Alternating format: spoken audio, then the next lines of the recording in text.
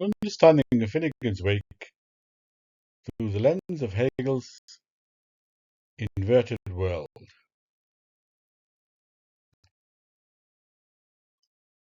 Hegel's phenomenology of spirit follows consciousness and then self-consciousness through its various forms, from immediate sensation to absolute knowing. So that's immediate sensation, perception, understanding, reason, spirit, religion, philosophy, or absolute knowing, because philosophy is, of course, the form. The phenomenology is concerned with disillusioning ourselves about how we are connected to the world. Our attempts at anchoring ourselves in the world keep failing, so we have to find a different kind or mode of anchoring.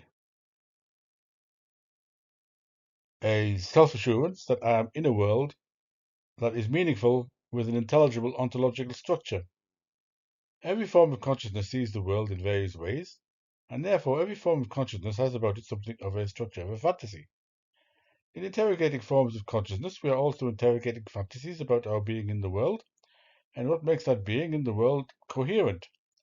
The fantasy is one of absolute security, and the presumption is that we're related to the world by means of knowing or representing the world, and therefore the desire for certainty here is a desire to ground our relationship, our connectedness to the world, to give us a place in the world, and the greatest threat to that would be to discover that our perceptions of the world are nothing but a dream, nothing but a fantasy,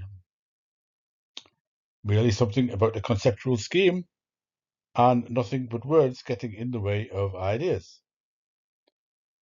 So to begin with, in sense certainty, the immediate object is given in sensation, then moving on to perception, perceiving objects with properties, and with the move to the understanding, consciousness first encounters subjectivity, liberation from the sensuous thing into a supersensible world.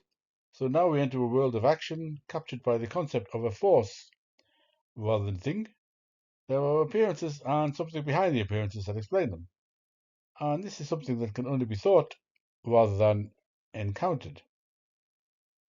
These scientific forces are those that were studied in Hegel's day. Newton, the force of gravity, but in the process, we somewhat by accident discover ourselves. Force leads us to the discovery of this thing called subjectivity.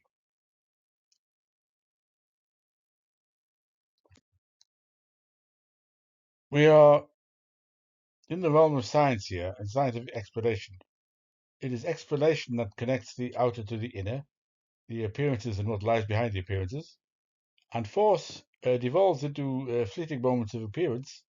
It posits another world of laws as an invisible essence. Force is posited as the object, but what is required is a turn to the laws of force rather than the force itself. And upon acquiring the law of force, we have also acquired truth in some thinkable essence. And this is the point at which something odd happens. Consciousness seems to have some kind of breakdown. A second supersensible world appears. It appears as just another inversion, an inversion of inversion. And this is what understanding, having grasped the idea that identity and difference belong to one integral reality, which is its insight. So it presumes that if that is the case, then anything must be capable of turning into its opposite. Since that is how the structure has thus far been, things turning into their opposite. Therefore, if what has held them apart is thinking that they are in two domains, they are now all part of one domain, then we can say that anything can turn into its opposite. North can become south, sweet can become sour, and we get all these absurd stories related by Hegel. And this is what Hegelian dialectic is anyway. It's not thesis, antithesis, or synthesis, as we have heard. Hegelian dialectic is things or concepts turning into their opposites. And here, the dialectic has gone mad. So what does this remind you of? Christianity. In the Bible, Jesus talks about the first becoming the last. There's the very inversion of God becoming man himself, the figure of Jesus Christ. And so the question must be asked, whether this inverted world just takes us all the way back to the sense world where we began. This is the inversion of the other structure. If you have killed and if you are a sinner, then you're going to be the first one to get into heaven. But everyone is a sinner. Christianity is simply an inversion. But if it is just an inversion, then equally you can just do the same in another way. And so what looks like honor in one world is dishonor in another world. And what is dishonor here is honor in another. And what is going to block that move? This shows itself clearly in fictional narratives, wherein the inverted world is a means of showing us that it is precisely our world itself which is already twisted. And so Hegel may be exclusively interested in scientific matters, but we can bring up plenty of instances from literature. Macbeth, for instance, someone who is understood through the concept of inversion. He gets revenge on the king, then becomes a criminal who is worthy of revenge from somebody else himself. Now, in the wake of rather generally, Joyce presented a principle of artistic creativity that is a kind of purgation that the artist must undergo of his sins and faults to absolve not and vindicate himself through his art. This draws on transmutation of the accidents, qualities or attributes of the bread and wine into those of the body and blood of Christ in the Eucharist, as opposed to the more common transubstantiation, where the substance changes, but the accidents do not. Shem the penman, who is Joyce's alter ego, has been ridiculed and disparaged by his brother, Sean, in a Latin passage beginning primum opifex, which I have a translation of.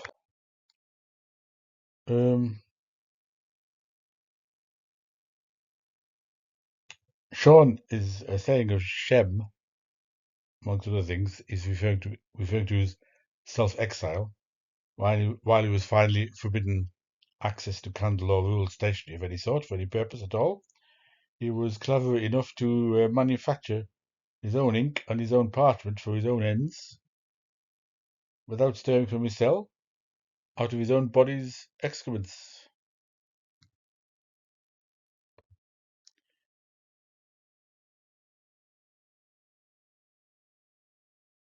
The forces of nature in the wake are the feces of nature. H.G. Wells once publicly accused Joyce, though he was probably referring to the toilet scene of Leopold Bloom in Ulysses, of having a cloacal obsession, that he was fundamentally tethered to the gutter, unable to look past bodily functions and filth. And Joyce's response was to wait a decade or two, and he literally manifests the critique into his text, saying, "Okay, I have a cloacal obsession, and then I will make any alter ego. I'll make my alter ego a walking, talking pillar of sewage." Now, the are plenty of inversions in the wake, like inversion of the phallus, uh, underground heaven, Pharaohs, whatever. Pharaoh's location of the lighthouse of Alexandria, one of the wonders of the ancient world, and the inversion of a phallus, a hole or grave. The phallus gives life, the grave receives it. And in the wake, Isabella is, of course, often looking in a mirror. Narcissus are, as the doubters of inversion, or necessity is the mother of invention. Now, Joyce's linguistic operations in the wake, which seemingly prioritized language over an objective discernible storyline, might bring to mind Schopenhauer's insistence upon the primacy of representation.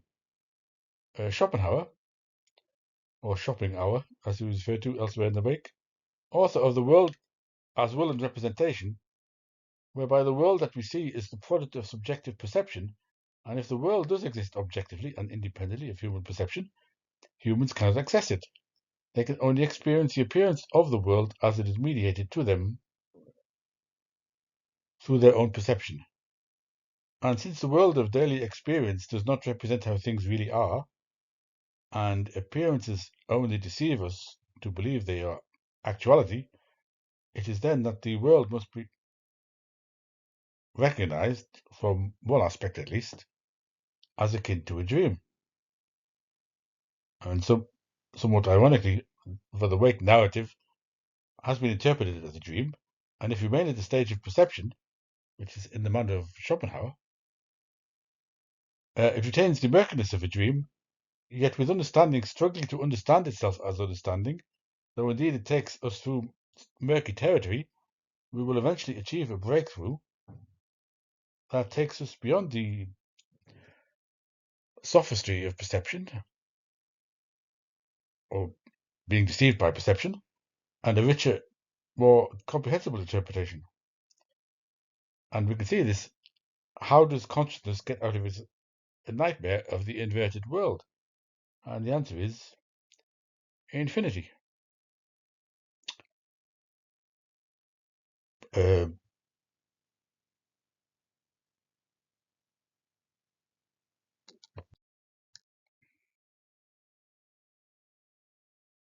in Gulliver travels to exotic, faraway places, ultimately existing cultures, which oddly invert everything about our world, where horses ride humans, humans live in stables. But he does this to prove Swift's own culture of 18th century Europe is the one that is really weird. At this phase of the phenomenology, I can only discover the shocking truth about myself if it was revealed in the mirror of sorts, which is the inverted world, like the example of Shem the penman and his ink of excrement. At this stage, it becomes clear that the deepest point disclosed in the mirror of the inverted world is just the fact that the world in which I live contains the infinite, the true infinite.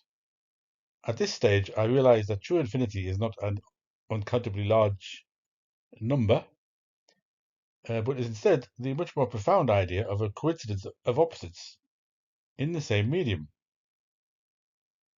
So, after exiting from the inverted world, I realized that, for instance, the force of electricity can only be understood as a force containing both positive and negative charges, just as magnets in the real world contain both positive and negatively charged fields. Far more profound, however, is the true infinity, which is not just a force with an impersonal power like gravity, but is instead a power that has succeeded in becoming conscious of itself, and the world for that truly infinite self-conscious force is just me, myself. When I discover the infinite within myself, I move on from being a detached observer of consciousness to become somebody who has desire, intention, action, because infinite force is the one that has become alive.